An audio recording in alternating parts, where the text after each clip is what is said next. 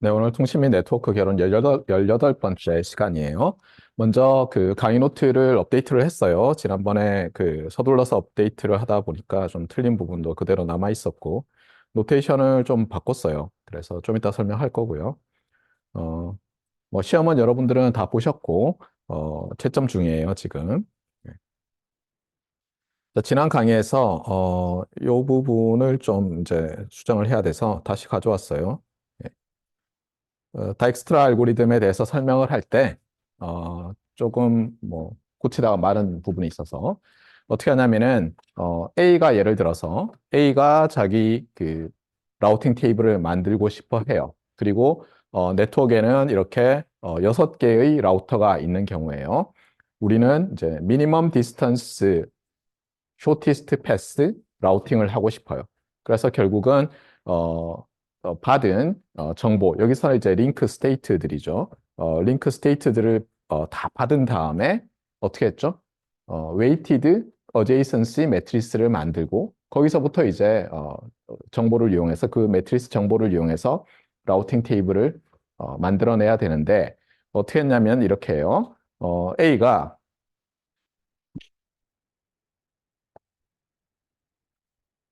잠시만요. 네. A가 이렇게 P of something이라고 하는 집합을 쭉 만들어요. 6개의, 자기를 포함해서 6개의 라우터가 있기 때문에 P1부터 P6까지를 만들어내요. 그래서 당연히 P1은 자기 자신이 지금 라우터 A이기 때문에 자기 자신을 넣고, 그다음에 자기가 이제 정보를 하나 저장해 놔요. 근데 지난번엔 요 순서를 바꿨는데, 그렇게 하니까 헷갈리는 것 같아서 A에서 A로 가는 거리를 요 사이에 집어넣었어요, 숫자로. 그래서 이 P1이라는 집합과 관련된 뭐 어떻게 보면 리마크는 비고란에는 A0A 이렇게 써놓은 거예요. 그래서 A를 통해서 A까지 가는데 제로 디스턴스다 이렇게 이제 나타내기로 해요. 자 그렇게 한 다음에 어떻게 하냐면은 P2를 만들기 위해서는 P1에 속하는 그 라우터들과 가장 가까운 새로운 라우터를 포함시키는 거예요. 그런데 P1에는 A만 들어있으니까 A와 연결되어 있는 것 중에 가장 가까운 건 B죠. 그래서 P2에는 이제 B가 포함이 되는 거예요. 그러면 뭐라고 하냐면 이제 B로 가려면 어떻게 되냐면 A에서 1이라는 디스턴스를 가면 B에 도달할 수 있잖아요. 그래서 이제 B고란에 A1B라고 써놓는 거예요. 여기 써놨죠. 그래서 A1B라고. 마찬가지로 해서 이제 P3, P4, P5 이렇게 만드는데 지난번에 여기서 만들다가 말았는지 좀 잘못됐고 계산도 잘못해서 좀 문제가 있었는데 봅시다. 그래서 이제 P3를 만들려고 해요. P3를 만들 때는 어떻게 하냐면 P2에서 AB가 포함되어 있고 이 중에서 길이가 제일 짧은 건 1이니까 이제 E를 포함시켰어요. 뭐 별 문제 없죠. B1E라고 써놓으면 되겠죠.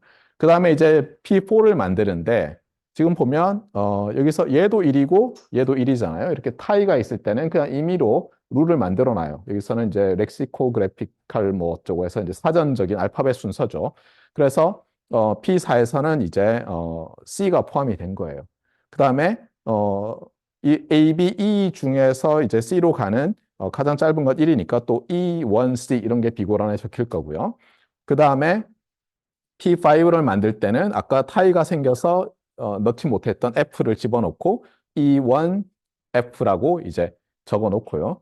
그 다음에 이제 D를 하는데 D로 가는 거는 이게 제일 짧죠. 그러면 이제 C2D라는 게 적힐 거예요. 그렇게 되어 있는지 한번 봅시다. 네, 이렇게 되어 있네요. 자, 그러면 이제 다익스트라 알고리즘을 통해서 P1부터 P6까지 그리고 비고란에 이런 정보를 써놓은 다음에 이제 라우팅 테이블을 만들어요. 그래서 어떻게 하냐면 라우팅 테이블에는 B가 이제 데스티네이션일 때 찾아야 되겠죠. 그러면 여기서 이제 B가 오른쪽에 나와 있는 걸 찾으면 이 녀석이죠. 그래서 A1B고 그다음에 또 A가 있는 녀석을 찾으니까 A0A예요. 그래서 A1B를 써놓고 그 왼쪽에 A0A라고 쓴 거예요. 마찬가지로 C가 최종인 녀석은 여기 있죠. 그래서 E1C를 여기 써놓고요. 그 다음에 E가 오른쪽에 있는 건 얘니까 B1E. 그 다음에 마찬가지로 B1, B, A0A. 이렇게 해서 이제 두 번째 것도 거의 다 됐고 세 번째 D인 경우에는 C2D, E2C, B2E, A1B, A0A. 그다음에 E는 이렇게 되고 F는 이렇게 돼서 그럼 어떻게 하느냐? 넥스트 홉을 정해야 될 거 아니에요? 넥스트 홉은 어떻게 돼요? 넥스트 홉은 예, 요 녀석 앞에 있는 내가 아닌 녀석을 찾는데 여기는 자기 자신이고 바로 B니까 B가 넥스트 홉이죠. 그 다음에 여기서는 나를 기준으로 해서 가장 가까운 녀석은 B잖아요. 얘도 B고 내가 A니까 또 보면 B고 B고 해서 전부 이 경우에는 전부 B가 넥스트 홉이 되겠어요. 자, 이게 이제 수정한 내용이고요. 그 다음에 또 읽다 보니까 이제 클래리파이가 좀 필요한 부분들이 있더라고요. 그래서 일단 우리가 여기서 이 강의에서 봤던 세 가지 어떤, 그 라우팅 알고리즘 관련된 게 있었는데, 처음에 배운 패스 벡터를 주고받아서 인터 도메인 라우팅을 할 때는 어떻게 됐어요? 그 패스 벡터를 어떻게 제너레이션 하죠? 각 라우터가 자기가 선호하는 패스 벡터를 보냈어요. 그래서 여러분이 기억해야 될 게 그냥 아무 패스 벡터를 보내는 게 아니라 프리퍼드 패스 벡터를 보내줬다는 기억을 반드시 해야 되겠어요. 그래서 프리퍼드 패스 벡터는 물론 데스티네이션이 무엇이냐에 따라서 달랐죠, 그렇죠? 그래서 줄줄이 이제 이름이 붙어 있었어요. 그래서 예를 들어서 어떤 데스티네이션이 있으면 중간에 인터미디트한 라우팅 도메인 이름들이 쭉 들어오고 여기 이제 넥스트 홉이 이렇게 들어가는 거였죠. 반면에 우리가 인트라 도메인 라우팅에서는 이제 쇼티스트 패스 라우팅을 하는데 두 가지가 있었어요. 방금 전에 본 링크 스테이트를 다 교환해서 웨이티드 어제이선시 매트리스를 만들고 거기서 다익스트라 알고리즘을 써서 쭉 셋을 만든 다음에 라우팅 테이블을 만드는 그런 방법이 있었고 그 다음에 디스턴스 벡터를 쓰는 벨만 포드 알고리즘의 경우에는 어떻게 했었습니까? 어, 보낼 때 이 디스턴스 벡터라는 게 뭐냐면 네이버들에게 내가 생각하는 데스티네이션까지의 에스티밋들을 줬죠. 그렇죠. 그 에스티밋들을 가지고 쭉 업데이트를 했었다는 걸 이제 기억을 하셔야 되겠어요. 그래서 이 세 개가 이제 다르죠. 그다음에 또 하나 이제 오늘 이제 다음 챕터로 들어가는데 여기 있는 것처럼 이제 인터 네트워킹 챕터로 들어가는데 그 전에 강조하고 싶은 건 뭐냐면 모든 와이어드 레이어 1, 레이어 2 오브 더 인터넷이 전부 이서넷인 건 아니라는 거예요. 실제로 L3 라우터들끼리 저기 연결되어 있는 게 있다고 해보세요. 예를 들면 인터 도메인 라우팅에 참가하는 보더 게이트웨이 라우터들을 생각해 보세요. 예를 들면 A라는 라우팅 도메인에 있는 보더 게이트웨이와 B라는 라우팅 도메인에 있는 보더 게이트웨이가 연결되어 있을 때 그게 반드시 이서넷을 통해서 연결되는 건 아닌 거죠. 그래서 여러분들이 실제로 시스코 홈페이지 같은 데 들어가서 그 L3 라우터들의 스펙을 이렇게 보잖아요. 그러면 서포트하는 물리 계층이 나와 있는데 거기 이서넷 말고도 한참 적혀 있어요. 당연히 그 라우터에는 여러 다른 포트들이 있겠죠. 형태가. 플러그와 잭이 다른. 예를 들면 광으로 연결했을 수도 있고. 예. 그래서 여러분들이 주의해야 될 건 뭐냐면 모든 와이어드 L1, L2 오브 더 인터넷이 이서넷인 것은 아니다라는 걸 반드시 기억을 하시고요. 당연히 마찬가지로 모든 와이어리스 L1, L2가 레이어 1, 레이어 2가 당연히 와이파이인 것도 아니겠죠. 뭐 당장 여러분이 블루투스를 쓰고 있잖아요. 그러니까 여러분들이 대표적인 것들에 대해서 배운 거지 그게 다가 아니다라는 것을 좀 기억하고 오늘 강의를 들어야 되겠다는 거예요. 그리고 또 하나는 이제 오늘 5를 끝내고 챕터 6로 들어가는데 트랜스포트를 배운 다음에 우리가 챕터 8을 하지 않고 9부터 할 거예요. 이건 작년에도 그랬고 재작년에도 그랬는데 그 이유가 우리 교과서는 이제 LTE라는 챕터 이름으로 간단하게 설명을 하고 있지만 5G라는 이게 4G LTE죠. 5G NR New Radio라는 표준도 나와 있고 또 우리가 좀 봐야 될 것들이 많이 있어서 저 부분을 먼저 하고 사실 나머지 부분들은 대충 할 거예요. 그래서 실제로 우리가 챕터 9에서 많은 시간을 보내게 될 거예요. 그리고 물론 이제 작년의 경우에 특히 파일을 오래 했지만 다음 학기에 제가 정보통신공학 개론을 하고 거기서 파일 얘기를 주구장창 하기 때문에 뭐 굳이 이 과목에서 해야 될 필요가 없는 것 같다 생각해서 어쨌든 여러분이 더 흥미롭게 생각될 수도 있고 저도 또 저기 좀 더 이번에 수업 준비하면서 자세히 들여다보고 싶어서 챕터 9를 좀 길게 가져가려고 하고 있어요. 자, 그래서 리뷰를 하면 우리가 지난 시간에 인트라 도메인 쇼티스 패스 라우팅에 대해서 보고 있었고 방금 전에 강조했듯이 디스턴스 벡터를 주고받거나 링크 스테이트 뭐 어떤 정보를 주고받는데 이 디스턴스라는 것을 물리적인 거리로 생각하지 말고 어떤 퍼포먼스 매트릭인데 애더티브인 것, 더해지는 것, 산술적으로 더해지는 것이라면 뭐든 큰 문제 없다라고 생각을 해야 되겠고요. 그러다 보면 이제 링크의 레이트 또는 뭐 커패서티라고 할 수도 있는데 스루풋이라고 할 수도 있고 뭐 그때그때마다 여러분이 어떤 그 피처에 관심 있느냐에 따라 다르지만 간단히 그냥 링크 레이트의 인버스라고 생각하면 걸리는 시간이 되죠. 그러니까 어떻게 보면 shortest time routing 같이 우리는 이제 생각하고 접근을 하면 좀 쉽겠다라고 얘기를 했어요. 다익스트라 알고리즘과 벨만 포드에서 어떤 식으로 접근하는지는 방금 설명을 했는데 우리 그 책에서는 이제 벨만 포드 알고리즘에 대해서 설명을 하면서 어떤 얘기를 했습니까? 예, 일단 bad news travels slow였죠. 그래서 여러 가지 이제 문제가 생길 수 있다. 갑자기 네트워크가 바뀌면 문제가 생길 수 있다라는 말을 한 다음에 그다음에 그런데 사실은 여기서 estimate을 처음에 initialize 하면 처음에 뭔가 가지고 있어야 되는데 그때 나까지 거리는 제로. 그다음에 내가 아직 모르는 녀석은 다 무한대로 놓고 돌리면 이 네트워크가 스태틱하면 반드시 옵티멀한 에스티밋으로 수렴하고 또 정확한 라우팅 테이블이 만들어진다는 것에 착안을 해서 문제가 생길 때는 어떻게 하자고 했습니까? 예, 다시 이니셜라이즈를 하는데 제로 원으로 이니셜라이즈 죄송합니다. 제로 인피니티로 이니셜라이즈를 하자. 이런 얘기를 했었어요. 그 다음에 토픽을 좀 바꿔서 요 위에까지는 싱글 소스 라우팅 도메인과 싱글 데스티네이션 라우팅 도메인 간의 유니캐스트 라우팅이었다면 이제는 이제 멀티캐스트라든가 애니캐스트, 브로드캐스트 등등을 볼 수 있는데 우리는 관심사가 이제 위에서 배운 것과 좀 관련이 있고 또 이제 우리 교과서의 리서처 저자들이 당시에 관심을 보였던 이 멀티캐스트에 대해서 이제 보는 거예요. 그러면서 이제 애니캐스트 관련해서는 어떻게 했었습니까? 그냥 유니캐스트를 응용해서 할 수 있다. 이렇게 가볍게 말하고 지나갔어요.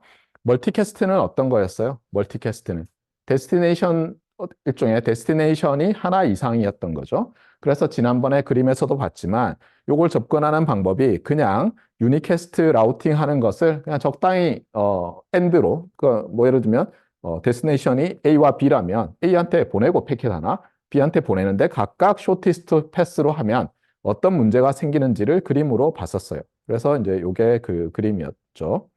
맞습니까? 그래서 여기서는 이제 요 노드로 보내기 위해서는 이렇게 쇼티스트 패스로 가고 이 노드로 보내기 위해서 이렇게 보내는데 그러면 전체 두 개의 패킷을 하나의 패킷을 서로 다른 데스티네이션에 보내는 데 있어서 디스턴스가 다 합쳐진 디스턴스가 우리에게 의미가 있다면 이 경우에는 어떻습니까? 3 해서 6이라는 디스턴스, 총 디스턴스를 커버했고 여기서는 2 한 다음에 여기 2, 1이니까 5라는 디스턴스만 걸린 거죠. 여기서 주의할 것은 뭐냐면 C에는 예를 들면 아웃풋 포트가 두 개 있으면 얘 보내고 나서 좀 있다가 보내야 된다 이렇게 생각하지 말고 그냥 포트가 두 개 있으면 동시에 보낼 수 있다 이렇게 생각하는 게 좀 편해요. 안 그러면은 걸리는 시간이 뭐 이런 좀 복잡한 생각을 하게 되거든요. 그래서 지금은 그런 걸 별로 고민하지는 마세요. 이 과목에서 아주 기본적인 거를 여러분이 보고 있는 거니까.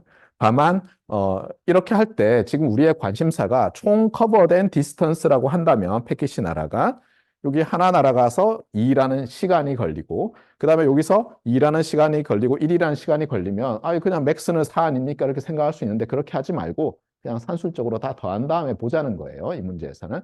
그렇게 하면 저게 이제 스타이너 트리 프로블럼이라는 것으로 수학적으로 모델링 될 수 있는데 그것은 싱글 소스, 싱글 데스티네이션의 쇼티스트 패스 문제와 그다음에 우리가 어떤 그래프가 있으면 그것을 그 어떤 소스 루트로부터 모든 노드에 도달할 수 있는 스패닝 트리라는 것을 제너레이션하는 방법 중에서 그 가지의 총합의 길이 가지 길이의 총합이 최소화되는 미니멈 스패닝 트리 프로블럼을 일종의 섞어 놓은 것과 같은 게 스타이너 트리 프로블럼이라고 했어요.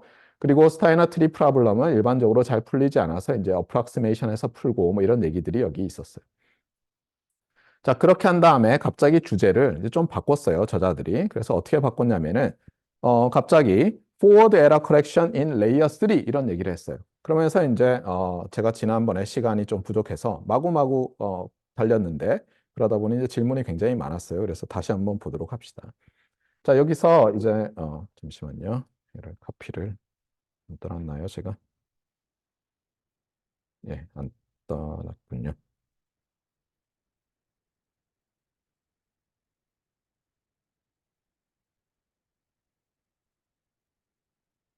네. 그래서 지금 핵심은 뭐냐면 이런 거예요. 그러니까 소스가 하나 있고 여러 데스티네이션이 있는데 우리가 뭐 피지컬 레이어에서 포워드 에러 커렉션 하는 게 아니고 그냥 레이어 3에서 생각하기 때문에 이 패킷은 데스티네이션에 도달하거나 안 하거나예요.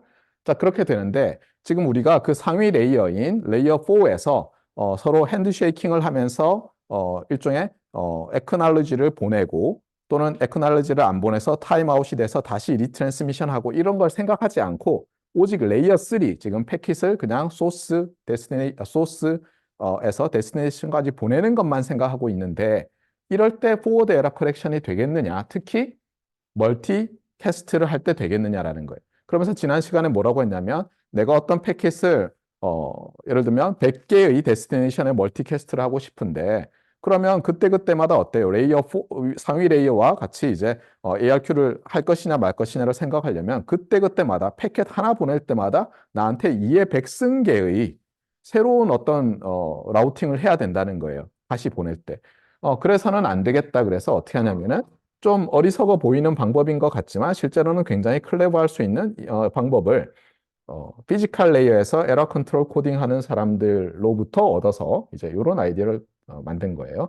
여기서 주의할 건 뭐냐면 일단 P1, P2, P3, P4라는 패켓을 내가 멀티캐스트를 할 거예요. 당연히 얘는 뭐 헤더라든가 이런 거 다 빼고 나면 페일로드만 얘기하는 거예요. 당연히 비트 100타가 들어있을 텐데 편의상 길이는 똑같다고 하겠어요. 다를 때 어떻게 할 것이냐는 또 중요한 리서치 토픽이겠죠.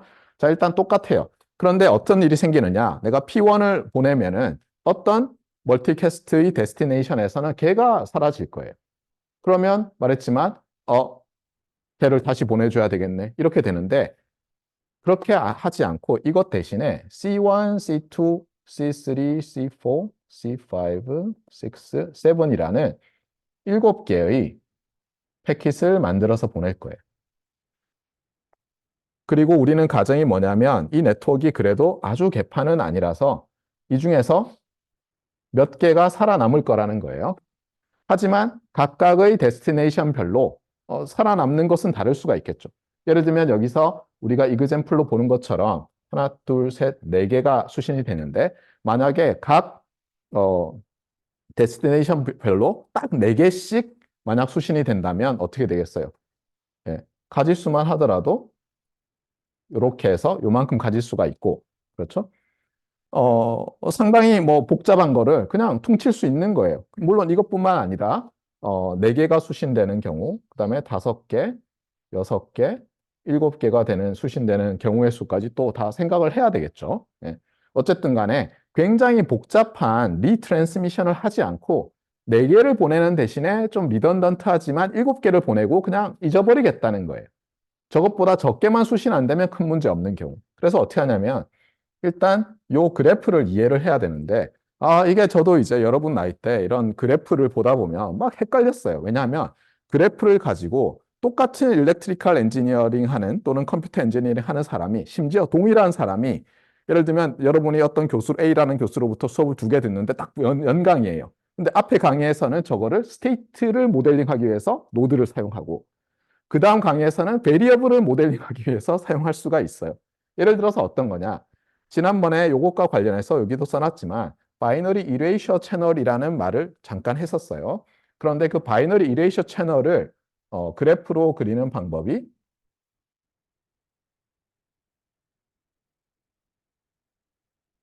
이렇게 그리는 거예요. 그러면서 뭐라고 하냐면 0, 1, 0, 1, 뭐 2, 대문자를 쓰기도 하고 소문자를 쓰기도 하는데 이렇게 그리거든요.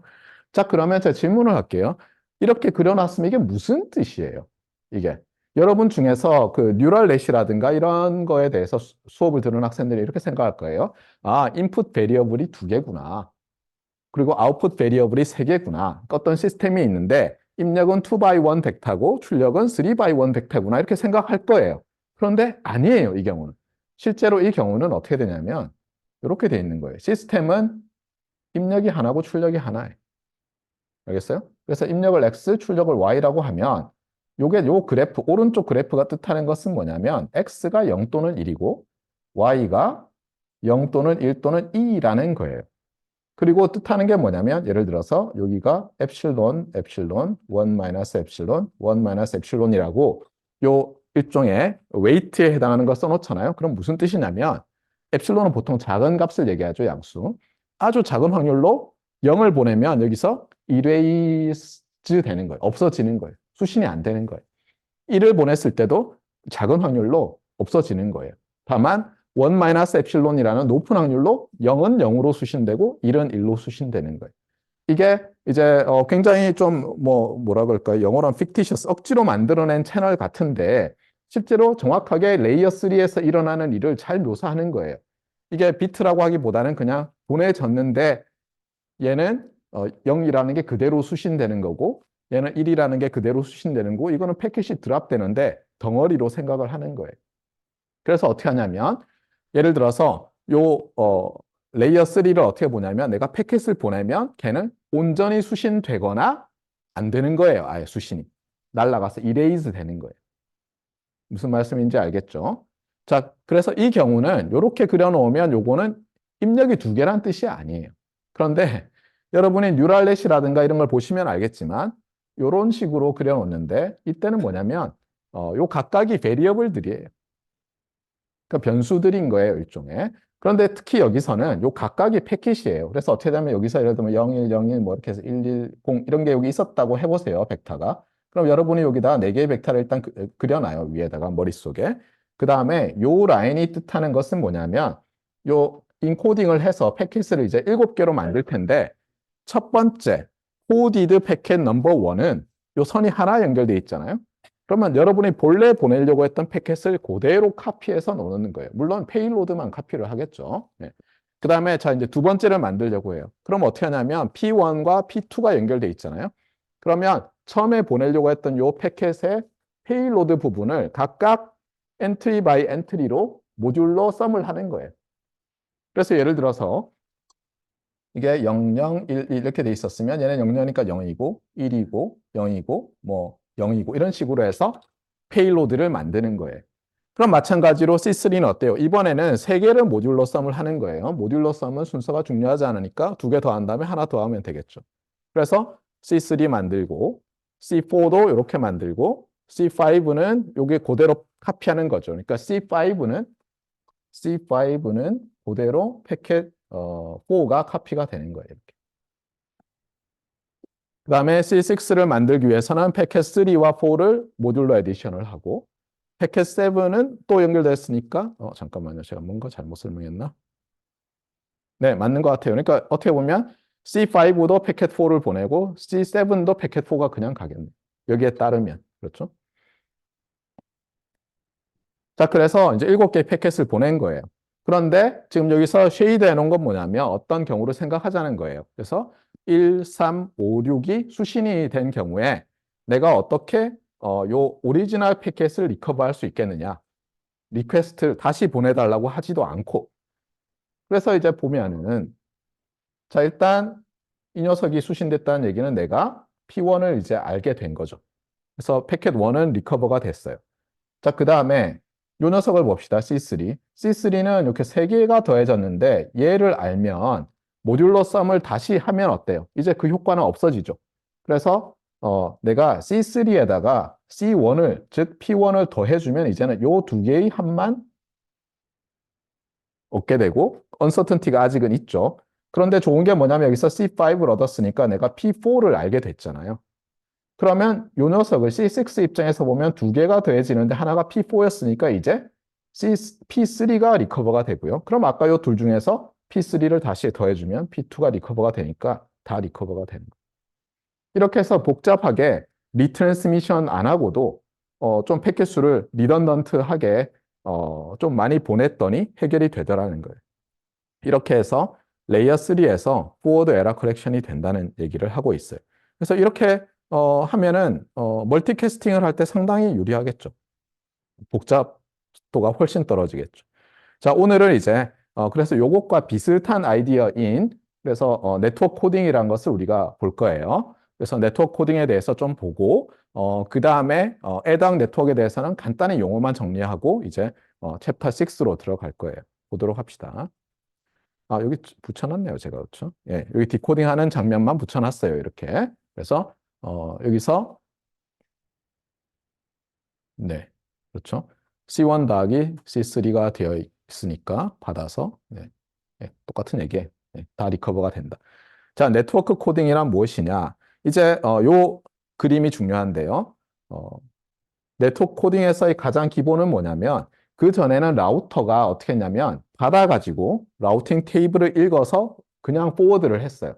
네트워크 코딩은 핵심이 뭐냐면 라우터가 연산을 하는 거예요. 그래서 어떤 함수를 가지고 여기서는 이제 주로 모듈러 썸 하는 건데 어떤 함수를 가지고 내가 받은 그 패킷들이 있을 거 아니에요? 걔들을 집어넣어서 나온 녀석을 보내주는 거예요. 그리고 또 하나는 뭐냐면 아까 잠깐 얘기를 했듯이 어떤 라우터가 우리가 이제 그래프로 모델링하면 노드가 출력이 두 개 있잖아요. 그러면 동시에 두 군데로 보낼 수 있다고 가정을 하는 거예요. 이미 받은 것에 대해서는. 당연히 연산을 하려면 스토어, 저장을 해야 되겠고 그냥 포워드 할 수도 있다는 거예요. 그걸 잊지 마세요. 자, 그러면 이제 보도록 합시다. 이게 그 유명한 버터플라이 네트워크라는 건데요. 이것도 멀티캐스트를 위한 경우예요. 그러니까 멀티캐스팅을 할 때 기존의 멀티캐스트 라우팅이 있을 거고 네트워크 코딩으로 해서 멀티캐스트를 하는 방법이 있다는 거예요. 이 두 개를 비교하자는 거예요. 그래서 지금 이 문제에서는 소스가 있고요. 그 다음에 6개의 서로 다른 라우터들이 또는 뭐 데스티네이션들이 있어요. 각각은 데스티네이션이면서 라우터예요. 왜냐하면 우리는 지금 L3에서 라우팅을 생각하니까 각각은 어떤 도메인에 있는 도메인 내에 있는 뭐 인트라 도메인이라면 여기서는 인트라 도메인에 있는 라우터들이죠. 자, 그런데 목표는 뭐냐면 요 Y와 Z라고 하는 두 개의 데스티네이션에 두 개의 정보 B1, B2를 동시에 보내려고 해요. 물론 여기서 주의할 것은 뭐냐면 B1이라는 게 시퀀스일 거고요. 여러 개 생각하면. B2라는 게 또 시퀀스이고 각각은 패킷이니까 사실은 벡터겠죠. 근데 편의상 이 벡터라는 노테이션도 그냥 무시하고 n번째 이것도 생각 안 할 거예요. 왜냐하면 우리는 스루풋을 생각할 거예요. 아무것도 없이 딱 두 개의 비트가 있고 얘들을 보내는데 시간이 얼마 걸리느냐가 아니라 전에 말했지만 딜레이는 좀 생기더라도 왜 자동차 공장 얘기했었잖아요. 제가 중학교 때 뭐 선생님이 보고 오셔가지고 뭐 자동차가 뭐 5분에 한 대씩 뭐 어떻게 그게 가능하냐고 아니라고 했잖아요. 그렇죠? 딜레이가 좀 있고 나면 그다음부터는 정말 뭐 1분에 한 대씩 나올 수도 있는 거죠. 그래서 여기서도 일종의 이렇게 보시면 돼요. B1과 B2라는 스트림이 있는 거예요. 그 다음에 걔들의 오버롤 트루풋이 어떻게 되는지를 한번 보려고 해요. 그러니까 마치 여러분이 회로 디자인할 때는 파이프라이닝을 잘한 다음에 그렇잖아요. 개별 녀석이 얼마 걸리느냐가 아니라 오버롤로 각각의 비트열이 얼마나 잘 나오느냐를 보려고 하는 거예요. 그래서 가정은 뭐냐면 B1, B2 둘 다 길이도 똑같고 그렇죠? 예. 클락이 한번 틱 할 때마다 우리가 이제 얘가 예를 들면 소스잖아요. 그러면 한번 틱 할 때마다 아웃풋이 두 개가 가능하니까 예를 들면 B1을 동시에 보낼 수도 있고 B1, B2를 동시에 보낼 수도 있는 거예요. 이렇게 가정을 할 거예요. 이렇게 할 때 왼쪽에서는 이제 그냥 멀티캐스트 라우팅을 할 때를 설명해 줄 거고요. 오른쪽에서는 네트워크 코딩을 이용해서 멀티캐스트를 할 때 어떻게 바뀌는지를 이제 설명을 하려고 해요. 네, 말은 그렇게 했는데 제가 그때 메모를 열심히 해놓은 게 다 어디 가버렸죠? 잠시만요. 이 페이지가 맞나 모르겠네. 네. 자, 그러면 기억을 더듬어서. 네. 그래서 일단 어떻게 하냐면요. 여기서 한번 보세요. 자, 한번 틱 할 때마다 보내는데, 자, B1, B2가, 어렵네요. 자, 처음에 틱 할 때 이렇게 갔어요. 그렇죠? 네. 자, 그 다음에 두 번째 틱 할 때 어떻게 하는지 보세요. 여기서. T라는 라우터는 B1을 여기로 보내고 또 여기로 보내요. 자, 그러면 일단 요 Y 입장에서는 B1은 받았죠. 맞습니까? 네.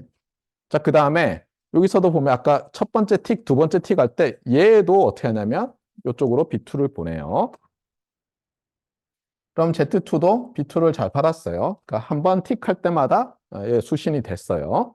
자, 그런데 지금 얘도 B2를 보냈고 그 다음이 문제인데 W가 한 번 틱 할 때 B1과 B2를 못 받는다고 우리는 가정할 거예요. 모든 여기서 링크는 한 번 틱 할 때마다 보낼 수 있는 비트 양이 같다고 하겠어요. 다 이제 심플리파이한 모델이죠. 네. 그러면 이제 W는 어떻게 해야 되겠어요? W는 얘가 그리고 여기서는 참 주의할 거는 디렉티드 그래프라서 이거 받았으면 얘를 이렇게 얘는 아니라고 가정하는 거예요. 저 화살표가 있는 그래프라서 디렉티드 그래프라서 플로우가 저 화살표를 따라서만 이동할 수 있어요. 자, 그러면 자, 지금 이렇게 보냈어요. 그럼 W는 이제 어떻게 해야 돼요? 한 번에 B1, B2를 다 보낼 수 없잖아요. 그러니까 얘가 이제 바틀넥이 되는 거예요. 바틀넥. 그러니까 B1은 이렇게 갔으면 이렇게 보내줘야지 되잖아요.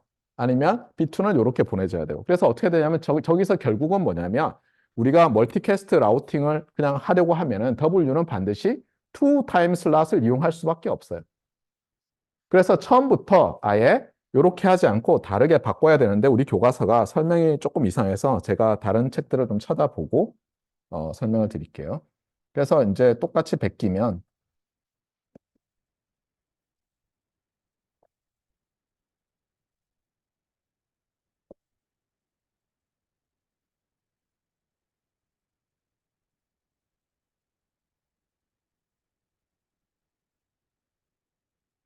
여기서 이제 정신을 바짝 차려야 되는 게 이런 거예요.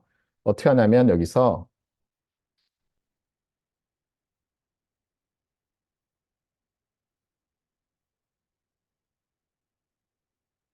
네, 저 기억이 맞다면 네, 이렇게 되고요.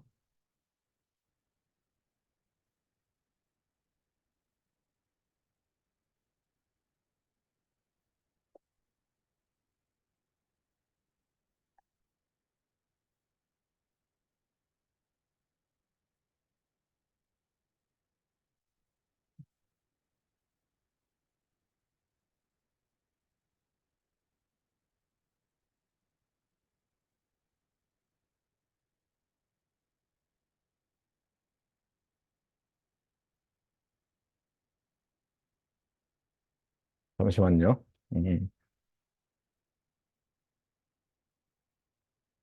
네, 기억이 안 나는데 잠시만요.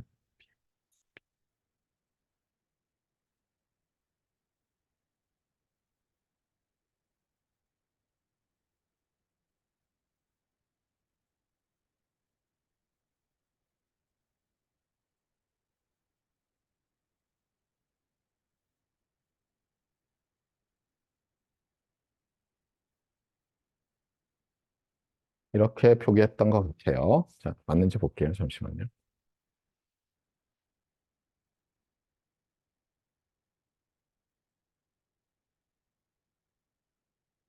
예, 잘못됐어요. 예, 어쩐지 이상하더라.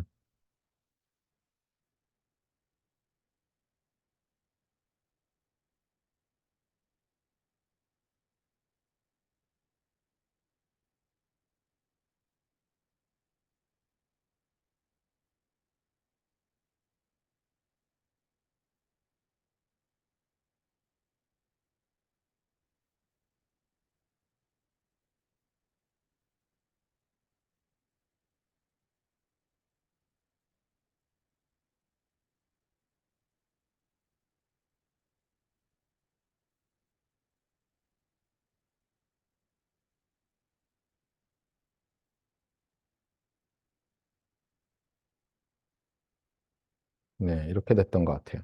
자, 이게 무슨 뜻이냐면요. 지금 각 그 브랜치에다가 제가 두 개를 써놨잖아요. 이게 뭐냐면, 그러니까 사실은 지금 요거는 틱 할 때마다 뭘 보내느냐고 사실 인덱스가 여기 타임 인덱스가 바뀌어야 되거든요. 매번 틱 할 때마다. 요건 무슨 뜻이냐면 얘는 이쪽으로 첫 번째 틱 할 때는 B1을 하나 보내고 두 번째 틱 할 때는 B2를 보내는 거예요. 그 다음 틱 하면 B1에 그 다음 걸 보내고, 그 다음 틱 하면 B2에 그 다음 걸 보내는 거. 무슨 말씀인지 알겠죠? 그러니까 아까 말했지만 이렇게 벡터이고 타임 인덱스가 있는데 다 떼버리고 이렇게 쓴 거예요. 마찬가지로 이쪽은 뭐냐면 B2와 B3를 보내는 거예요. 그러니까 뭐냐면 여기서는 내가 이만큼 데이터가 있었잖아요. 보낼 게. 그러면 걔를 세 개로 일단 줄을 다시 세우는 거예요. 그 다음에 첫 번째 줄, 두 번째 줄, 세 번째 줄이라고 한 다음에 이렇게 해서 보내는 거예요. 그래서 이쪽으로는 B1 줄에 있는 녀석과 B2 줄에 있는 녀석이 교대로 날아가고요.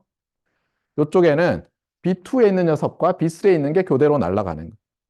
그 다음에 얘는 받아서 어떻게 하냐면 여기 받은 걸 그대로 보내준다는 뜻이고 얘도 받은 걸 그대로 보내준다는 뜻이에요. 자, 그 다음에 어떻게 하냐면은 얘는 B3를 못 받았잖아요. 얘는 B2를 못 받았고 B1을 못 받았고 그래서 어떻게 하냐면 이쪽으로 보낼 때는 물론 뭐 보내도 되지만 굳이 보낼 필요가 없었으니까 얘는 얘가 안 가진 B1을 보내줘요. 얘는 얘가 안 가진 요 녀석이 안 가진 B3를 보내줘요. 그 다음에 잠깐만요. 순서가 그렇죠. 예. 여기는 뭐 보내든 말든 상관없는데 얘가 보낼 때 어떻게 하냐면 이제 받았으니까 B1 보내고 그다음에 받았으니까 B3 보내고 이렇게 하는 거예요. 또는 뭐 여러분이 원하면 뭐 양쪽에서 동시에 들어올 수 있으니까 얘는 뭐 상관은 없을 것 같아요. 이렇게. 여기 보면 알겠지만 대쉬라고 하는 거는 그냥 쉬는 거예요. 링크가. 불필요한 부분을 어떤 책에는 써놨던데 여기 일부러 뺐어요. 헷갈리지 말라고. 제가 봤던 책이 지금 이렇게 돼 있는 녀석이 가장 효율적인 것 같아서. 자, 그 다음에 얘는 이제 어떻게 하냐면은 B1 받은 것과 B3 받은 게 있을 거 아니에요? 그래서 이제 그걸 보내는 거예요. 제 기억이 맞다면. B1을 받았고 B3를 받았고. 그 다음에 얘는 어떻게 하면 됩니까? 예. B1 보내고 B3 보내고 하면 되죠. 그러면 얘를 붙여놓읍시다.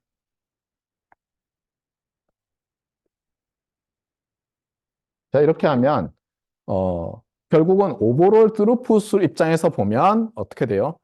두 번 타임 티킹 할 때마다 얘들이 이제 3비트씩 받는 거죠.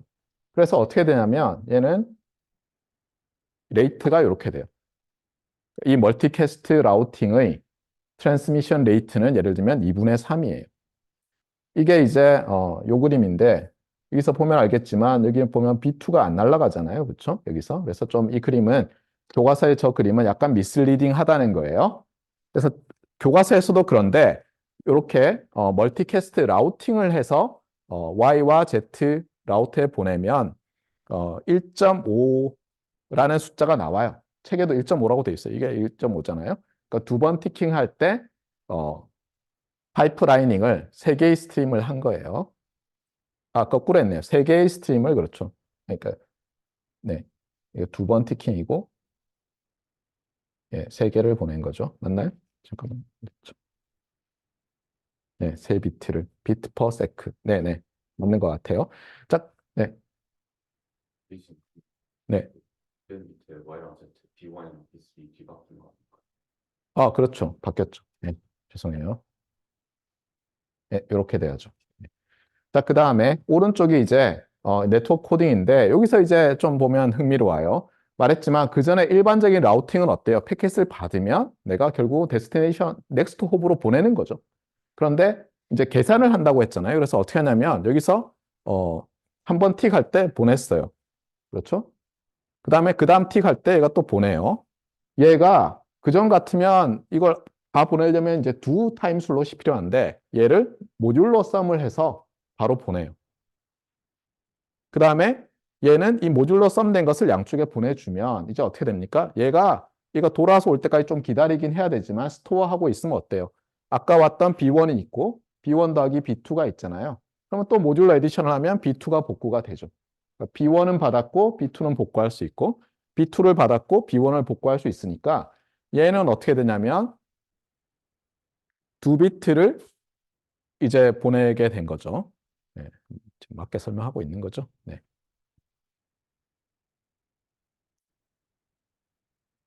네, 두 비트를 원 타임 슬롯에 보낸 거죠. 그러니까 얘는 두 비트를 원 타임 슬롯에 보낸 거죠. 그래서 이 두 개를 비교하면서 얘는 두 비트를 원 타임 슬롯에 보냈으니까 2잖아요. 그래서 이게 2고 얘가 1.5라서 2를 1.5로 나눈 그렇죠? 배만큼 드루풋 인크리스가 생겼다라고 주장을 하고 있어요. 그래서 핵심은 뭐냐면 핵심은 라우터가 연산을 해보자는 거예요. 라우터가 연산을 할 수 있게 해주면 멀티캐스트 라우팅보다 멀티캐스트를 위해서 네트워크 코딩하는 것이 드루풋이 훨씬 증가될 수 있다라는 것을 요 간단한 버터플라이 네트워크로 이제 보여주고 네트워크 코딩이라는 학문이 이제 생기기 시작했어요. 그래서 이제 그 얘기를 하고 있고요. 네, 그 다음에 네트워크 코딩도 이제 여러분이 아마 다음 학기에 정보이론이라는 과목이 있을 텐데 거기서는 이제 피지컬 레이어에서 소스가 있고 데스티네이션이 있을 때 어떻게 코딩을 하면 신호를 잘 압축하고 신호를 채널의 랜덤니스에 잘 로버스트하게 만들고 그 다음에 어떻게 리커버할 것이냐 이런 걸 배우는데 그것뿐만 아니라 좀 더 확장된 정보이론은 네트워크 코딩을 이제 포함해서 정보이론에서 사용하던 수학적인 기법들을 써서 네트워크 코딩의 여러 흥미로운 것들에 대해서 이제 증명을 다 했어요. 그래서 여기도 뭐 제너럴 리절트는 어떠하다 뭐 이렇게 되어 있는데 이 부분은 여러분이 정보이론 수업을 듣고 나야지 훨씬 더 이해하기는 편할 거고 지금은 그냥 큰 차이만 알아두세요. 기존의 라우팅은 그냥 데스티네이션으로 보내는 그래서 넥스트 홉으로 보내는 거고 네트워크 코딩은 라우터가 연산을 수행한 다음에 보내는 거다. 그래서 그 연산을 수행할 수 있다는 가정하에서 시스템을 디자인하면 네트워크를 디자인하면 더 많은 일을 할 수 있다는 거예요. 그래서 제가 이제 항상 이번 시험에도 얘기했지만 보다 많은 어떤 수학적인 논리적인 연산을 할 수 있게 되면 좋은 일이 계속 생겨요. 그러니까 여러분들이 이 트렌드를 잊지 마세요. 예. 물론 항상 코스트는 따르죠, 그렇죠? 예. 하지만 전자전기공학이 발전하고 있기 때문에 계속해서 더 좋은 일이 생길 수가 있으면 생기게 되어 있더라고요. 예. 사람들이 그쪽으로 푸시를 하니까. 자, 그 다음에 이제 이 네트워크 코딩을 멀티캐스트를 위해서가 아니라 그냥 와이어리스 커뮤니케이션에서도 이제 쓸 수 있다는 거예요. 그래서 어떻게 하는지를 또 봅시다. 자, 여기서는 예를 들면 와이파이 네트워크라고 생각해 보세요. Z가 예를 들면 AP예요. 액세스 포인트고 X와 Y가 스테이션들이고 X는 패킷을 Y에게 보내고 싶고 Y는 패킷을 X에게 보내고 싶어요. 그런데 여러분이 인프라스트럭처 모드라고 하면 이제 어떻게 됩니까? 반드시 X는 AP를 거쳐서 Z로 보내야 되고 Y는 Z를 거쳐서 X에게 보내야 되겠죠. 그러면 이제 여러분이 일반적인 그냥 액세스 포인트의 기능으로 생각하면 어떻게 됩니까? 몇 개의 타임 슬롯이 필요해요. 자, 보세요. 어떤 타임 제로에 얘가 보내죠. 맞아요? 맞습니까? 그다음에 충돌이 일어나면 안 되니까 얘는 기다려야죠. 그럼 타임 2에 또 가죠. 그다음에 이제 끝났어요. 그럼 얘가 타임 3에 보내고 그다음에 타임 4에 이렇게 보내면 4개의 타임 슬롯이 필요하죠. 서로 교환하기 위해서. 맞습니까? 네. 자, 그런데 이걸 어떻게 하냐면은 이렇게 하자는 거예요. 얘가 먼저 하나를 보내요. 타임 슬롯 하나 썼어요. 다음 타임 슬롯에 얘를 포워드하는 게 아니라 액세스 포인트가 Y로부터 받아요. 그러면 이 액세스 포인트는 두 패킷을 다 가지고 있잖아요. 그 다음에 아까 했던 거랑 똑같은 트릭을 써요. 두 개를 모듈러 에디션을 하는 거예요. 그 다음이 이제 중요한데 와이어리스에서는 어때요? 보내면 동시에 날아갈 수 있잖아요. 그러니까 아까 제가 말했듯이 우리 가정에서 그냥 앞에서의 가정에서도 라우터가 아웃풋 포트가 두 개면 동시에 보낼 수 있다고 하는 것처럼 똑같이 안테나가 하나고 옴니 디렉셔널하게 만약 보낸다고 한다면 어때요? 얘 모듈러 에디션을 양쪽으로 보내면 타임은 몇 개 들었죠? 하나, 둘, 셋. 세 타임 슬롯이 들었고 각각은 어떻게 됩니까? 자기는 A라는 패킷을 보냈는데 A 더하기 B를 받았어요. 그러면 여기다 또 A를 더해주면 모듈러 썸이니까 B가 나오죠. 마찬가지로 Y는 B를 보냈는데 A 플러스 B를 받았어요. 그러니까 또 더하면 A가 얻어지니까 타임 슬롯 4개가 아니라 타임 슬롯 3개 만에 서로 패킷을 서로 주고받으면서 끝이 났죠. 이거는 지금 멀티캐스트는 아니죠. 그렇죠? 그냥 여전히 네트워크 코딩, 즉 중간에 있는 어떤 라우터에 해당하는 녀석이 또는 액세스 포인트에 해당하는 녀석이 연산을 수행할 수 있게 함으로써 그냥 받아서 보내는 게 아니라 어떤 연산을 수행할 수 있게 해줬더니 놀라운 일이 벌어진다는 그런 아이디어를 또 여러분에게 보여주고 있어요. 자, 그래서 아주 흥미로운 얘기가 나왔는데 실제로 이제 이걸 그럼 만들려면 어떻게 해야 되느냐? 간단한 건 아니죠, 당연히. 자, 이제 챕터 5.5예요. 섹션 5.5고 애드학 네트워크인데 보통 이 애드학이라는 것을 아마 라틴어 어원이라서 대문자로 안 쓰는 것 같아요. 그래서 일부러 소문자로 바꿨는데 저거를 이제 위키피디아에 눌러보면 여러분이 이게 무슨 뜻이냐 하면은 라틴어로서 for this, 이것을 위한 이런 뜻인데 가장 많이 쓰이는 게 on ad hoc committee 이런 거예요. 그러니까 전에 잠깐 설명을 했는데 예를 들면 교수회의라는 게 있잖아요.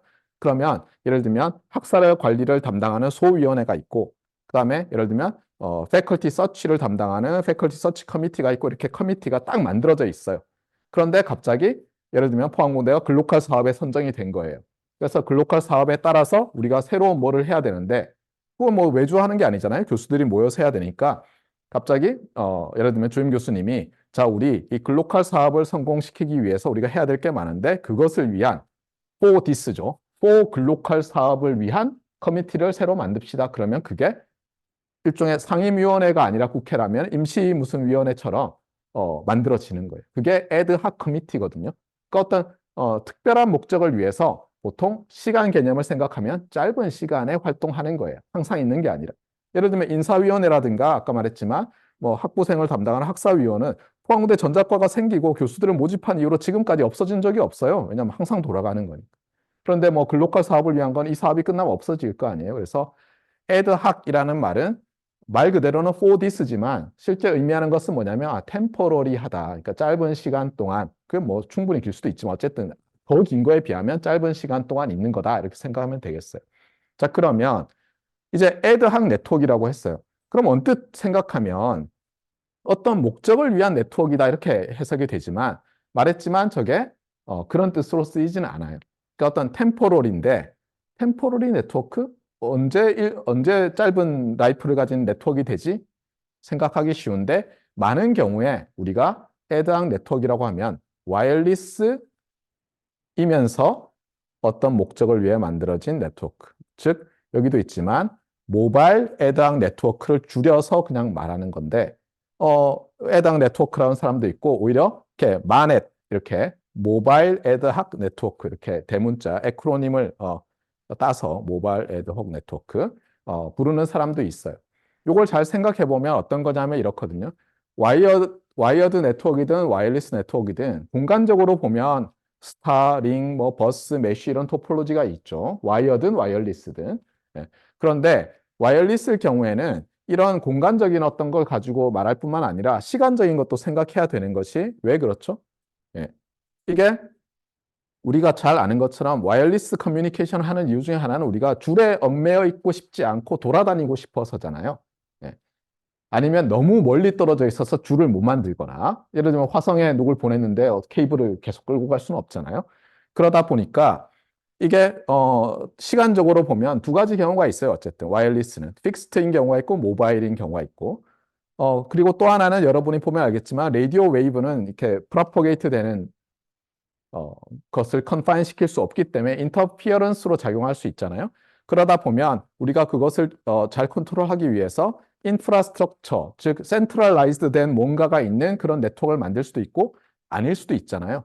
그런데 이런 옵션들 중에서 와이어리스 네트워크 중에서 특히 인프라스트럭처가 없으면서 모바일인 녀석들을 애드학 네트워크라고 많이 부른다는 거예요. 자, 그러면 어떤 특징이 있겠습니까? 막 움직이고 있어요. 그리고 인프라스트럭처가 없어요. 그 얘기는 뭐냐면 여기서 간단한 4개짜리 디바이스 4개짜리 네트워크 있다고 합시다. 그런데 얘들이 막 제멋대로 움직여요. 시간에 따라서. 그럼 어떤 일이 생기겠어요? 멀어지면은 모바일이고 우리가 라디오를 쓴다고 하면 당연히 이 채널이 어때요? 멀어지면 당연히 프로퍼게이션 딜레이도 커질 거고 물론 그게 짧을 수도 있지만 뭐 우주 단위라고 하면 굉장히 크겠죠. 그 다음에 멀어지면 채널 어테뉴에이션이 생기고 이러니까 채널의 퀄리티도 안 좋아지겠죠. 그러다 어떤 때는 황당한 일이 생기겠죠. 예를 들어서 여기 뭐 건물이 막고 있는데 얘가 뒤로 돌아가면 저 노드는 어때요? 네트워크에서 디스커넥트 되어 있죠. 그러다가 또 나오면 연결되고. 자, 이런 상황에서 예를 들어서 얘가 각각이 서로 주고받고 싶은 패킷이 있는데 라우팅을 어떻게 해야 되겠냐는 거예요. 당장 으악 모르겠어 이렇게 되죠. 그런데 으악 모르겠어 일수록 어때요? 예, 연구하는 사람 입장에서는 노다진 거죠. 왜냐하면 끝도 없이 연구할 수 있으니까.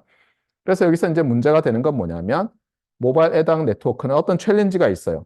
시간에 따라 변한다는 챌린지가 있고 그것은 당연히 채널 퀄리티를 바뀌게 하고 그다음에 어떤 때는 네트워크의 커넥티비티까지 아예 바꿔버릴 정도로 채널 퀄리티를 뚝 떨어지게 만들 수 있어요. 자, 그러면 그런 모바일 애당 네트워크에서 우리가 라우팅을 하려고 한다고 해보세요. 어떻게 해야 되겠어요? 그래서 여기 나와 있는 간단한 방법으로 어떻게 하냐면은 하나는 프로액티브 라우팅 알고리즘이라고 해서 미리미리 어떻게 하냐면 라우팅 테이블을 계속해서 업데이트를 하는 거예요. 움직이면서 채널이 변하고 얘가 끊기고 하면 계속 업데이트 해야 될 거 아니에요? 그런데 문제는 그렇게 해놓으면 라우팅 할 일이 딱 발생하면 빨리빨리 할 수는 있겠는데 여기도 있지만 excess 트래픽, 불필요하게 트래픽이 많아야 돼요. 왜냐하면 링크 스테이트든 디스턴스 벡터든 교환을 해야 될 거 아니에요? 그것으로 네트워크가 가득 차버릴 수가 있는 거죠. 리액티브는 뭐냐면 자자 우리 라우팅 할 게 있어 이러면 어때요? 그때 이제 정보를 막 주고받아야 되는데 그럼 당연히 그 라우팅 필요한 라우트를 찾기 위하는데 시간이 더 걸리겠죠. 그래서 딜레이가 생기고 이렇게 언뜻 보면 굉장히 챌린징한 상황이 되는데 그러면 그럴수록 리서치하기는 좋죠. 그래서 여기 이제 교과서에서 간단히 뭐 설명을 하고 있는데 굉장히 많아요. 이것도 제 생각에 이게 뭐 대표적인 거라기보다는 아마도 당시에 저자들이 관심이 있었던 어떤 마넷에서의 라우팅 방법들이 아니겠느냐. 그래서 여러분에게는 그냥 마넷이 뭐고 어떤 것이 문제고 어렵기 때문에 사람들이 열심히 연구를 하고 있다 정도만 이제 언급을 하겠어요. 자, 이제 챕터 6예요. 네. 챕터 6는 이제 인터 네트워킹이에요. 단어가 너무 길어서 헷갈리는데 이렇게 인터넷 워킹이 아니라 인터 네트워킹이에요. 자, 그러면 무슨 뜻이냐? 네트워크들 간에서 뭘 해주는 거죠. 간단히 얘기하면 사실은 네트워크와 네트워크를 연결해 주는 거라고 보면 돼요. 그러면 네트워크와 네트워크는 어떻게 연결될 것이냐? 우리가 배운 적이 있나요? 네트워크와 네트워크를 연결하는 것. 엄밀히는 배운 적은 없죠. 예. 그리고 여기서 말하는 연결할 두 개의 네트워크가 뭐냐도 사실 좀 문제가 되는데 보도록 합시다. 먼저 인터넷은 여러 종류의 네트워크가 있어요. 예를 들면 당장 이 강의실에서도 여러분이 뭐 액세스 포인트를 통해서 와이파이를 이용한 레이어 1, 2를 가지고 접속을 하고 있고 또 이 컴퓨터는 저기 뭐 벽에 바로 꽂혀 있진 않지만 연결돼서 이서넷을 통해서 학교 네트워크랑 연결이 돼 있고 그래서 또 더 인터넷에 접속이 되어 있고 다양하죠. 매우 다양하죠. 그리고 그 레이어가 올라가다 보면 어때요? 우리 학교에서 어떤 게이트웨이 라우터가 있어서 걔가 또 어떤 다른 라우팅 도메인에 있는 라우터와 연결이 돼 있고 이렇게 되어 있을 거예요. 일단은 여기서는 뭐냐면 레이어 3와 레이어 4는 우리가 더 인터넷의 가장 기본이 되는 IP라는 프로토콜과 더 TCP라는 프로토콜이 작동하는 걸로 딱 고정을 해 놓을 거예요. 그렇다 하더라도 하위 레이어에서는 다양한 테크놀로지가 가능하죠. 우리 교과서에서는 뭘 배웠어요? 이서넷과 와이파이를 배웠지만 뭐 예전 기술들을 보면 토큰링이라든가 여러 가지가 가능하고 또 L3 라우터들 간에 연결하는 거는 우리 교과서에서는 소개하지 않는 여러 프로토콜들이 있어요. 레이어 1, 2 프로토콜들이.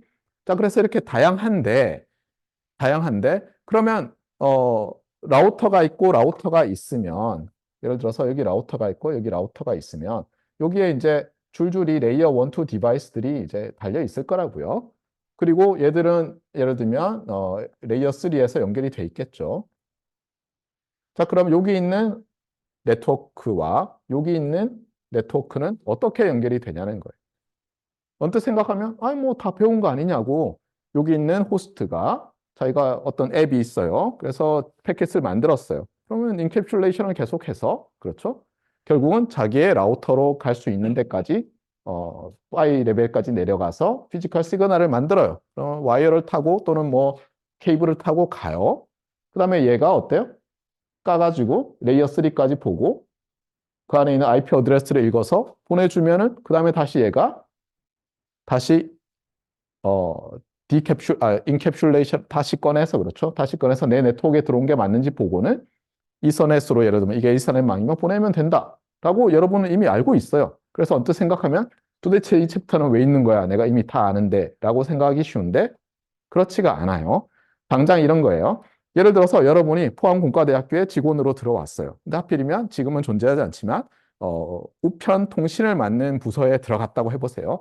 참고로 학교가 처음 만들어졌을 때 그 교환수로 뽑힌 분도 계셨어요. 예, 그래서 제가 예전에 입학학생처에 이제 어떤 그 여성 직원분이 계셔가지고 얘기를 하다가 연배가 저보다 높으세요. 어떻게 오셨냐 그랬더니 자기가 처음에 포항공대가 만들어질 때 이 교환국이 있거든요. 거기에 직원으로 자기가 뽑혔대.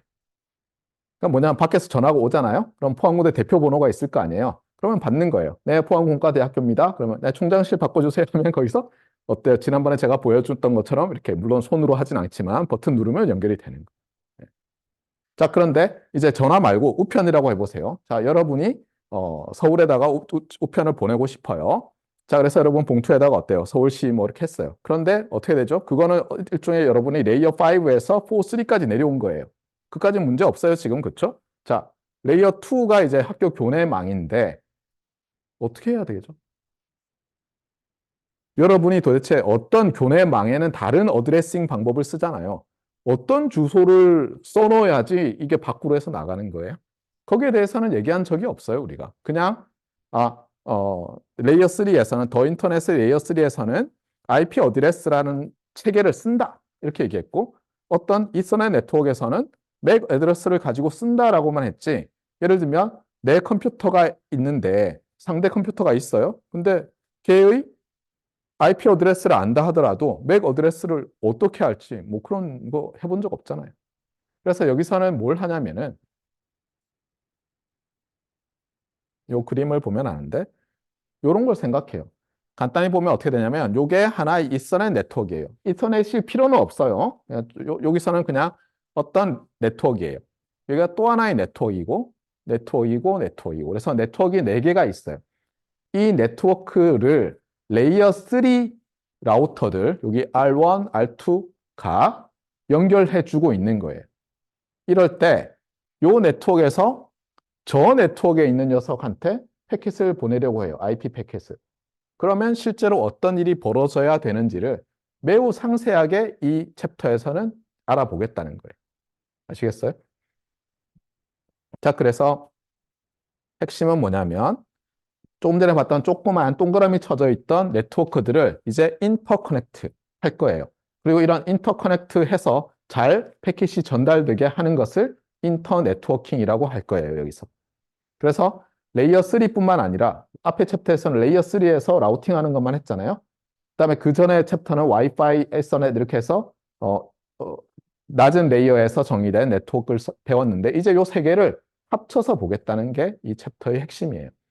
그래서 특히 포커스를 어디다 두냐면 이서넷 네트워크들을 연결하는데 포커스를 둘 텐데 반드시 그렇지는 않아도 돼요.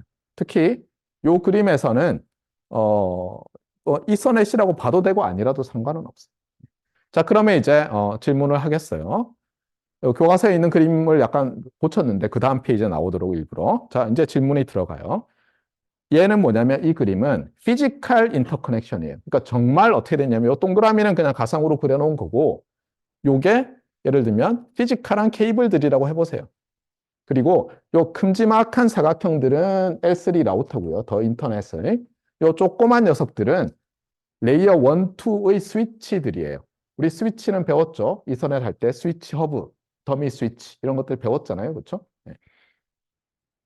자, 이렇게 됐는데 이거는 이제 피지컬한 인터커넥션인데 이제 질문이 이거예요. 로지컬한 인터커넥션은 뭐냐? 특히 얘들 입장에서 요 라우터 1과 라우터 2, L3 라우터 입장에서는 얘가 어떻게 보이겠느냐는 거예요. 그러면 이제 솔직히 좀 막막하죠. 무슨 질문을 하는지. 그런데 답을 보면 이해가 금방 갈 거예요. 이렇게 보인다는 거. 자, 요거를 사이드 바이 사이드로 보는 게 낫겠죠.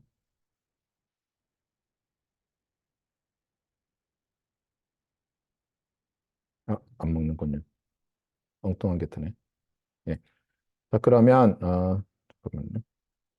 네. 한번 봅시다. 여기 보면 이제 라우터부터 봅시다. 라우터 1이 있고 라우터 2가 있는데 라우터 1에 집중을 해요. 라우터 1은 뭐라고 돼 있냐면 여기서 선이 하나 쭉 나와요. 그러더니 여기 줄을 쭉 그어놓고는 A, B, C 디바이스를 그려놨어요. 자, 우리가 처음에 학기 초에 그 네트워크 토폴로지를 설명하면서 그래프로는 모델링이 안 되지만 실제로는 굉장히 오래 전부터 쓰였던 토폴로지가 있다고 하면서 뭐라고 했죠? 버스 타입이라고 했죠. 뭐냐면 이게 마치 그 케이블 이서넷의 케이블처럼 돼 있고 거기 이렇게 물려놓은 것 같잖아요. 네. 그래서 레이어 1은 뭐냐면 하나의 케이블, 죄송합니다. 라우터 1은 하나의 버스에 자기도 물려 있고 나머지들도 물려 있는 것처럼 보인다는 거예요. 자, 다시 볼까요? 피지컬한 것과. 실제로는 어때요? 여기 스위치가 두 개나 있죠. 그런데 얘한테는 이 스위치가 안 보인다는 거예요. 레이어 3 기기 입장에서는 그냥 안 보여요. 그리고 그냥 이렇게 해서 다 연결되는 모든 것들이 쭉 이렇게 나와 있는 버스에 물려 있는 것처럼 보인다는 거예요. 자, 그러면 얘는 어떨까요? 얘도 당연히 스위치가 두 개나 있지만 스위치는 그냥 아까 말했던 케이블 이서넷에서 리피터나 이런 거라고 생각해 보세요. 그러면 얘도 버스 하나에 네 개가 물려 있는 거고 이 버스에는 라우터 1도 탭되어 있고 지난번에 뭐 그 드라큘라 이빨처럼 생긴 이렇게 찍는 거 얘기했었죠. 라우터 2도 또 물려 있어요. 자, 그러면 다시 봅시다. 이 그림에서 어떻게 돼 있나? 자, 보세요. 여기 버스가 있고 D, E, F, G가 있고 여기 탭이 달려서 라우터 1과 2가 물려 있죠. 자, 그러면 이제 또 나머지는 어떻게 돼 있나 봅시다. 여기는 두 개밖에 없는데 여기는 버스 하나에 H와 J, 버스 하나에 K와 L. 그 다음에 요 버스에 라우터 2가 또 탭되어 있고 요 버스에 라우터 2가 탭되어 있는 것이 로지컬한 인터커넥션이라는 거.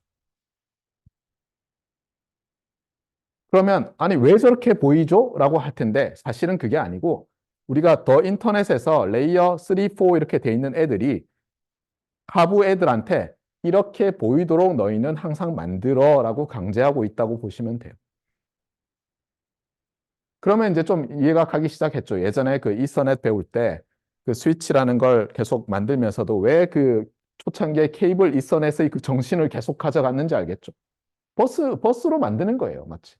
스위치가 있어도 여전히 버스인 것처럼 보이도록 하는 거예요. 자, 그래서 뭐냐면 여기서 무슨 테크놀로지를 네트워크가 가지고 있었던 그 조그만 네트워크가 가지고 있었던 간에 L3 라우터 입장에서 보면 그냥 버스에 다 물려 있는 것처럼 하나의 네트워크 버스에 물려 있고 그러면 여기서 조그만 네트워크 몇 개였어요? 아까 네 개였잖아요. 그래서 버스가 네 개 있는 거예요. 그리고 라우터 두 개는 어때요? 적절히 그 버스에 자기도 물려 있는데 라우터 1은 요 두 개의 버스에 물려 있고 라우터 2는 이렇게 세 개의 버스에 물려 있는 거. 아시겠죠? 네. 그래서 핵심은 뭐냐면 더 인터넷에서 레이어 1, 2는 상위 레이어의 라우터 입장에서 보면 두 가지 조건을 만족하도록 된다는 거예요. 그래서 어떻게 되냐면은 첫 번째가 어디 갔죠? 네, 첫 번째가 그 버스 안에 있는 녀석들은 다 연결이 돼 있어야 돼요. 그러니까 정말 말 그대로 버스처럼 보여야 된다는 거죠. 그러니까 케이블 이서넷의 케이블에 물려 있는 것처럼 보인다는 거예요. 그래서 여기 있지만 주어진 하나의 네트워크에 있는 모든 디바이스는 서로 패킷을 보낼 수 있어요. 여기서 말하는 패킷은 IP 패킷이라는 뜻이 아니라 그냥 데이터의 덩어리로서의 그 넓은 의미의 패킷이에요. 걔는 어떤 자기 각각의 버스에 물려 있는 녀석들은 서로 같은 어떤 L1, L2만 가지면 되지 다른 버스랑 같아야 될 필요 없어요. 아까 말했지만 제일 왼쪽에 있는 이 녀석은 예를 들면 뭐 토큰링이고 이쪽은 이서넷이고 다 다를 수 있다는 거예요. 하지만 레이어 3 입장에서 보면 그냥 버스에 물려있는 기기에 불과한 거예요. 그리고 당연히 그 레이어 3 라우터도 그 표준을 서포트를 해야 되겠죠. 그래서 아까 제가 레이어 3 라우터가 서포트하는 그 아래 단 L1, L2가 여러 가지가 있다고 했잖아요. 네. 그 다음에 또 하나는 뭐냐면 이 레이어 3 라우터가 자기가 연결돼 있는 버스에다가는 브로드캐스트를 할 수 있다는 거예요. 그래서 거기 있는 애들한테 야, 정보 다들 줘봐. 이렇게 할 수 있다는 거예요. 그러니까 예를 들면 이 녀석이 얘가 어떤 리퀘스트를 보내잖아요. 그러면 그걸 듣고는 예를 들면 얘들한테 다 어떤 패킷을 날릴 수 있다는 거예요. 당연히 뭐 이 네트워크에도 할 수 있고. 그래서 이제 두 가지가 중요하다는 거예요. 레이어 1, 2는 설계를 할 때 어떻게 한다고요? 하나는 예, 각각의 네트워크가 다 연결이 돼 있는 것처럼 보이게 해야 되고, 그러니까 스위치를 만들든 아무리 스위치를 뭐 진화를 시켜도 예를 들면 이서넷에서는 하나의 이서넷에 물려있는 녀석들은 버스에 물려있는 것과 로지컬하게는 수학적으로는 동일해야 된다는 거예요. 딜레이가 약간씩 다를 수는 있겠죠, 당연히. 충돌이 덜 일어나고. 하지만 로지컬하게는 똑같아야 된다는 거예요. 특히 레이어 3에서 볼 때. 그 다음에 레이어 3 라우터가 그 조그만 네트워크에 브로드캐스트를 할 수 있어야 된다. 자, 그러면 이제 한번 보도록 합시다. 자, 이제 정말 이서넷이에요. 자, 요 그림을 봅시다. 그래서 여기 보면 요 큰 박스들 지금 너무 커서 이게 뭐 컴퓨터보다 더 커 보이는데 그렇진 않죠. 뭐 한 요만해요, 그렇죠? 예. 그래서 어떻게 돼 있냐면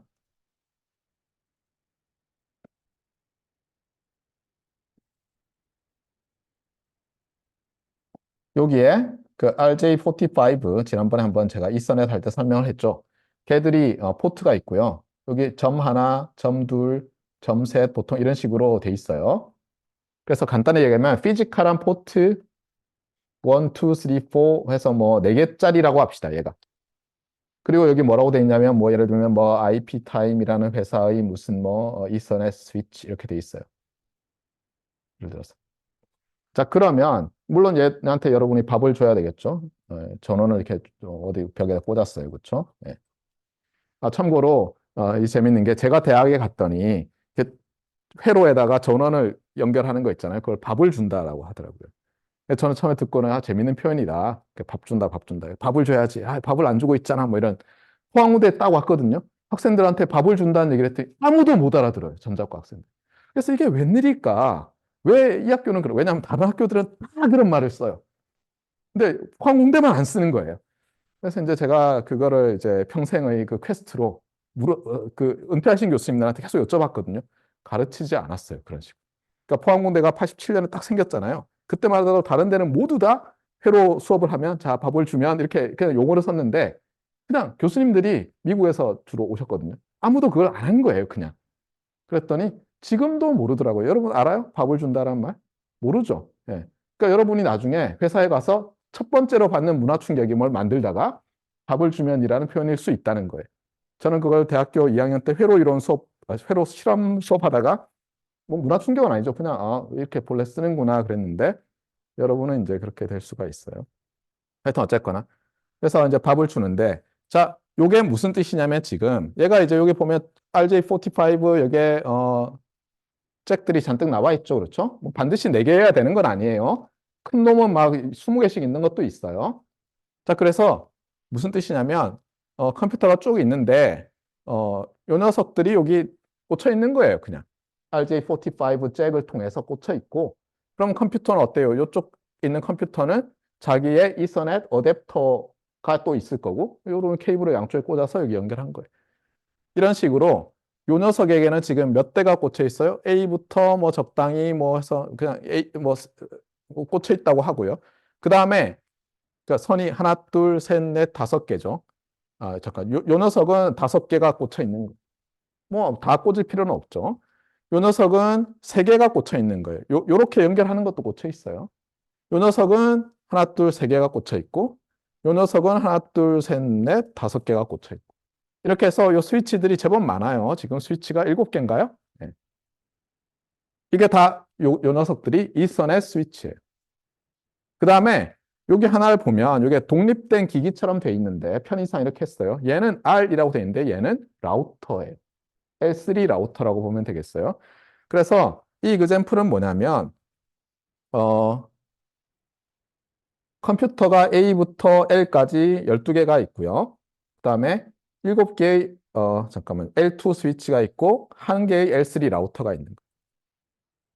자, 이게 피지컬한 인터커넥션이에요. 예를 들어서 LG 영구동이 이렇게 돼 있다고 합시다. 예를 들어서 저기 어디 몇 층에 L3 라우터가 있고 잔뜩 연구실 건물 뭐마다 이런 게 있다고 해보세요. 자, 이렇게 해놓고 이제 여러분한테 제가 문제를 또 내는 거예요. 자, 피지컬하게는 이렇게 커넥트 돼 있는데 로지컬하게는 아까 말했지만 로지컬하게는 이 네트워크는 어떻게 보이냐는 거예요. 누구에게? 얘에게. L3 라우터에게. 그게 질문이에요. 자, 그러면 자, 여러분 생각을 해보세요. 한 10초 정도 시간을 줄 테니까. 네, 시간을 적게 주면 적게 줄수록 답이 너무나 간단하죠. 이렇게 보인다는 거예요. 그러니까 저 스위치들은 뭐예요? L3 라우터 입장에선 존재하지 않는 거고 그냥 케이블 이서넷의 그냥 커먼 쉐어드 버스처럼 만드는 건데 한번 봅시다 그러면 정말 그렇게 되는지. 자, 요 녀석이 있고 요 녀석이 있지만 얘들은 어때요? 그냥 요 녀석들을 버스에다 물려주는 역할만 하는 거죠. 그다음 얘도 그렇고 그러면 계속 버스에 계속해서 얘들이 물려서 보니까 A부터 L까지 다 물려 있고 마지막에 어때요? 여기 요 녀석도 물려 있는데 이렇게 돼 있으니까 쭉 해서 라우터 그다음 A, B, C, D, E, F, G, L까지 하면 그냥 되니까 조금 전에 제가 보여준 그림처럼 된다는 거. 아시겠어요? 예, 그래서 요게 핵심이에요. 요게 제가 작년 재작년 강의를 틀어봤더니 이렇게 설명을 안 해서 저도 헷갈리더라고요. 무슨 말을 하는지. 자, 그래서 이제 핵심적인 건 파악했어요. 자, 그러면 여기서 이제 용어가 나올 텐데 우리가 서브 네트워크라는 말을 할 거예요. 아까는 뭐라고 했냐면 인터 네트워킹이라고 했거든요. 근데 인터 네트워킹 오브 서브 네트워크스라고 할 거예요, 제가. 그럼 서브 네트워크가 뭐냐 할 거 아니에요. 왜냐하면 더 인터넷이 제일 큰 네트워크라고 하면 조그만 네트워크를 서브 네트워크라고 할 텐데 여러 정의가 있는데 여기서는 간단히 뭐냐면 아까 말했던 두 가지 프로퍼티가 성립되는 어떤 네트워크예요. 첫 번째는 뭐냐면 다 연결돼 있고 서로. 그다음에 라우터가 연결이 돼 있어야 돼요. 하나의 라우터가. 그리고 그 라우터는 요 안에 있는 디바이스에게 브로드캐스트 할 수 있는 능력이 있어야 돼요. 그러면 얘를 서브 네트워크라고 할 거예요. 자, 그러면 한번 봅시다. 얘는 로지컬한 인터커넥션 오브 큰 네트워크를 보여주고 있는데 자, 여기는 그럼 서브 네트워크가 몇 개 있어요? 라고 물어보면 그냥 여러분은 라우터부터 찾으면 돼요. 자, 라우터 1이에요. 라우터 1이 이렇게 해서 버스에 하나 연결돼 있죠. 그러면 요 녀석들은 요의 디바이스 또는 호스트면 아, 요게 서브 네트워크 하나예요. 알겠어요? 그래서 요게 서브 네트워크 하나라고 보면 되고